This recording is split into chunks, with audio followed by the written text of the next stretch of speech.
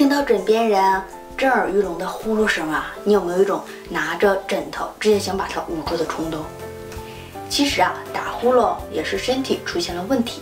今天啊，教大家2个穴位，经常按揉这2个穴位，有助于缓解打呼噜。按摩哪2个穴位呢？就是太冲穴和阳陵泉。太冲穴位于足背侧第1、第2指托骨连接部位中，用大拇指按摩太冲穴，由下向上推按，双脚都按摩，每侧按摩5分钟。阳陵泉位于小腿外侧，当腓骨头前下方凹陷处，同样用大拇指进行按揉，每侧5分钟，每天1次。《伤寒论》中说，鼻息必鼾，是因为津液不足，无法濡养好鼻子。此处是足厥阴干经的循行之处，属于肝主筋的问题。如何解决肝胆经络上的问题呢？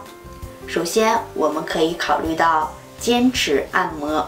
坚持按摩可以恢复脾肾的功能，恢复卫生津液行筋的功能。打呼噜啊，其实就要长期的进行恢复脾胃的功能。那么养好脾胃才是正道。